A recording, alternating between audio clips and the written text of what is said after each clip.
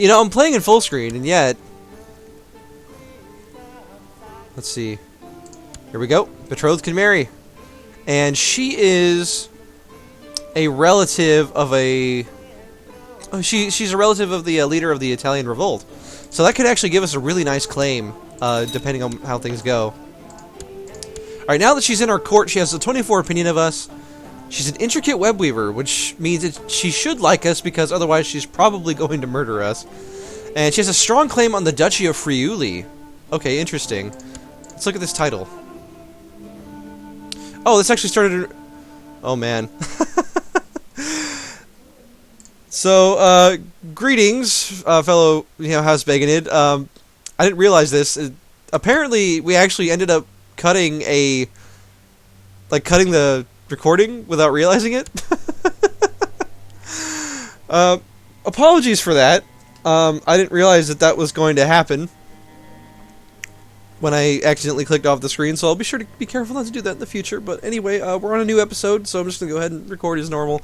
We've gotten married to our Countess Anselperga of she's now of Narbonne. She's of the Mudichingi dynasty. Look at those hearts. I wonder what those meant in medieval times, because, like, obviously it wasn't, like, love and, that sort of thing. Unless it was, which is, like, really interesting, considering, like, the ethics of the time, but... Anyway, we now have a claim. Well, she has a claim, our wife, on the Duchy of Friuli. Let's see. Some merchants from a foreign land. Let's send them away. Alright, so this is the Duchy of Friuli, it looks like. Which makes this guy our brother-in-law. He's currently very weak. In terms of, like, actual, like, levy. But we'll see if this guy actually ends up winning the revolt. If he becomes independent, that could be something for us to, like, take over. Looks like our leader... Yeah, our former liege has been replaced by, maybe this is the same guy. Yeah, this is the same guy. Duke Guillaume, Guillaume the Apostle. We're hoping that our spy master, our chancellor, can actually fabricate a claim on Foy here. Getting our wife actually raised our domain limit. I'm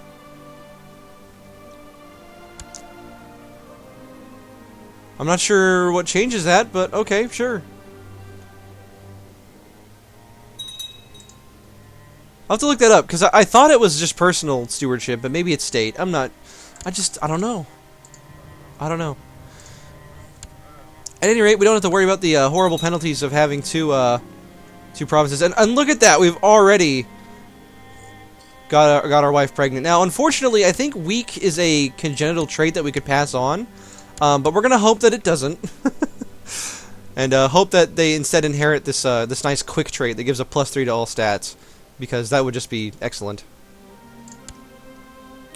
As a Grey Eminence, we can also, really train our children to be good diplomats as well, which I think is going to be really important for us.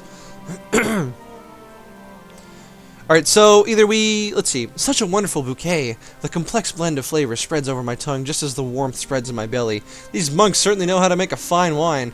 So we get a 50% chance of gaining 1 learning, or a 20% chance of becoming a drunkard, which would lower our stewardship, which would be just not something we can do right now. Or we could attempt to become temperate, which would give us +2 stewardship, potentially raise our domain limit. Let's go for it. It was only a 20% chance, so not really upset that we lost it. We have a decent chunk of prestige already. We got 200 from marrying our wife, because she was the relative of basically a king ranked character. So that's excellent for us. That might give her well, actually it might give her relatives a claim on us. It would be something we might want to worry about, but they would have to attack Francia to actually do that, which is just something obviously they're not going to be able to really pull off. Alright, we have a new son named Weimarano. Excellent. He is inherited quick but not weak. Excellent. Excellent. It's a shame he probably won't be the heir, just because, well, as we've discussed, we have ultimogeniture, so... Alright, message about a point to office has been received. What do you want to make us? You want to make us your chancellor? Sorry, I'm not really interested in the job. I appreciate it, though. Alright, so it looks like this guy here in Foy only has 300 levy. which is good because we have almost twice as much as that at our full strength. Well, 2.5. Alright. My young wife has taken a passion for romantic poetry. She keeps reading any sort of romantic poetry she can get a hold of. So we could buy her more to read. We pay 10 gold. She gains 10% fertility, gains the trait lustful, and her opinion goes up by 3. We could gain 5 piety. She loses 10. Our wife loses 10% fertility, which would be bad because she wouldn't have babies, and her opinion would go down. Or she could gain the chaste trait. All right, let's get her more to read. All right, our wife is now lustful, and she is now. Yeah, wow. She's lustful. She's got good diplomacy. We've got high fertility. She's got 10% just from, you know. Yeah, she's got 10% just from the event that we got. So, yeah, things are looking good all around. I would really, really love to fabricate this claim. If only our steward were, or our chancellor were actually good at doing it. Yeah, as expected, our wife is pregnant once again.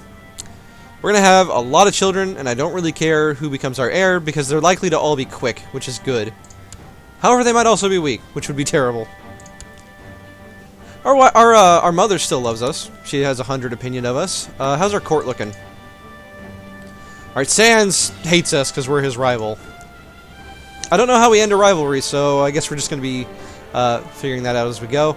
Sunifrito, this dude. Can I banish you from the realm yet? Will you go away?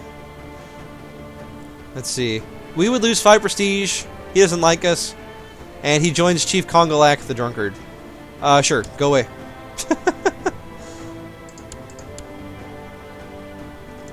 Now, our brother has started to not like us.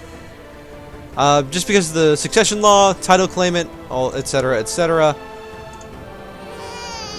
Let's see. A daughter was born to Begonid, named Ermengardas.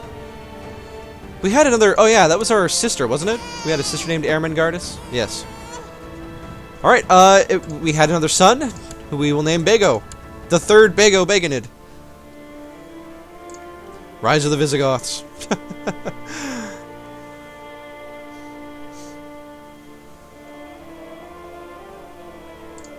Alright, we've almost got enough money to build a castle town in Roseo, which would be excellent. Now, hopefully, as the long reign benefits start ticking up here, like we've still got a. Do we still have short reign? I don't think so. Do we? We have to check a landed person, I think, for that. Let's see.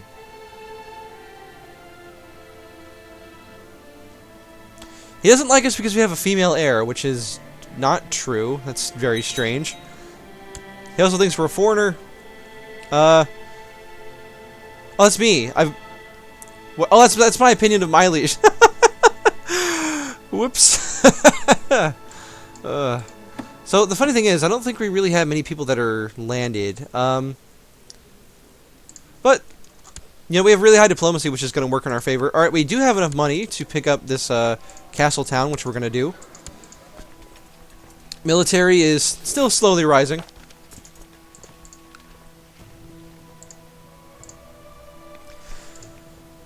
Now, if we could just get that claim. Who are you at war with? Oh, he's hostile towards the sheer amount of raiders that we've apparently got running through our country. Yep, that'll do it. Let's see, we could try to recruit a court physician. Why not? Let's do it. I hope I don't have to wait long. See, we've got a blind guy with 20 learning. Alright, we pay him 10 gold. And his opinion of us goes up by 10. And he becomes our court physician. Excellent. He's a blind man. Very terrifying. He's also apparently a mystic. Well, we're not going to do mystic treatments because those get real weird real quick. It killed our last character, so I'm sure our character, Manio here, is absolutely paranoid of mystics. Alright, our sister became of age. She is now a charismatic negotiator. We're going to look for a matrilineal marriage for her. See, this guy's brave, trusting, kind, greedy, temperate. He's a prince of West Francia. This would give us a Non-aggression pact with King Pep and the Just, and it would be a matrilineal marriage as well. Yeah, let's do this betrothal. That'll be great. Might put us or one of our relatives in line to become a... Oh my. The peasants told the whole castle about a dragon they saw in the forest, and now the eager young men keep nagging me about a true dragon hunt. So, we could pay 2 gold, lose 10 prestige. Fearsome dragon, thou doth not scare me. Gain 1 martial, seems really appealing. We could lose diplomacy and gain prestige. Or we could make our our 2 vassals like us more. Let's gain martial. That'll make our levy slightly bigger. Not by much, but enough. Our liege has decided to institute minimal city taxes. I guess I'll approve. It's probably going to lower our overall income if we're honest. Which would be terrible.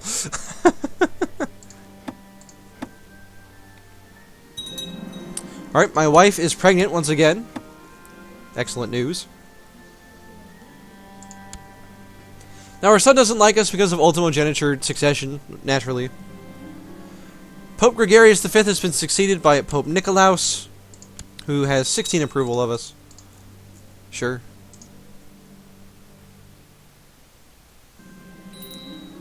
Our court chaplain has died of severe stress. Wow, that's...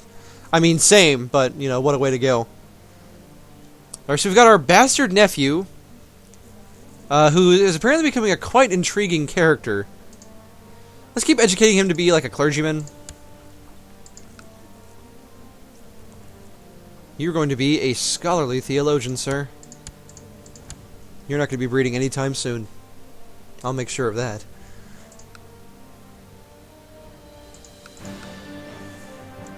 So wait, who owns the bishopric here? Oh, I guess I do have more vassals. Interesting. Let's see, we don't have a vassal limit, interestingly. At least not that I can see. Interesting. Oh, right, we need to reappoint someone. We could appoint our court physician. However... So this is interesting. Apparently being blinded does not lower your fertility. That's really funny, actually. Let's appoint this bishop here of our realm, and let's have him go try to improve relations with the Pope. Now, do any of our vassals like us enough to actually pay us? I don't think so. I wish I knew what the breakpoint was, because... oh, hey, this guy... It appears to be about 50, because now this guy's paying us 6 gold per year, which is really good. As I woke up this morning, my hands and feet were bleeding, and there was a sharp pain in my side. What is happening to me? It is the stigmata! I am blessed by God. We can gain 10 piety, become zealous. I think our father was zealous as well. Give us 2 martial score, and improve relations with all of our religious people, or we gain a 50% chance of becoming cynical, which would increase our intrigue. We're currently at 8, could become 10. However, getting the martial score really appeals to me, because that's going to further increase our levy size. Alright, we have another son named Morigato. He is not quick, and neither is he. We would really prefer for this guy to become, Murano here, to become, you know, our heir, but with ultimogeniture succession, not really much of a choice in the matter. Now, because of that bishop, we're not getting 5 gold per month, which is really awesome. Alright, let's see. This is our niece. Let's educate her in the ways of stewardship. Have this mayor teach her. And let's see, our nephew. Let's educate him in the ways of stewardship. Does he like us? He actually likes us a lot. Let's see if we can make him into kind of like a spy master character, right? Let's see, unfortunately the guy with the best trait is about to die.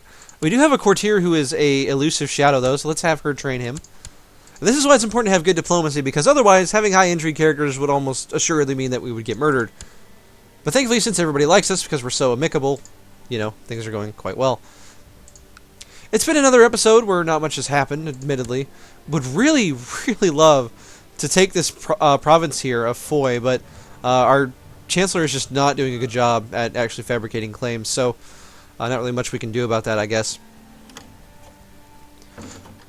Our liege wants to appoint us to office again. Sorry about you. At any rate, though, I think it's been a good episode and a half. I'm going to count these two as one episode just because of where the last one ended. But anyway, thank you for joining me, my fellow Begonids. I hope you're enjoying our slow but steady progress as we, play our current character, Count Manio, who is age 22. And anyway, I'll see you guys on the next one.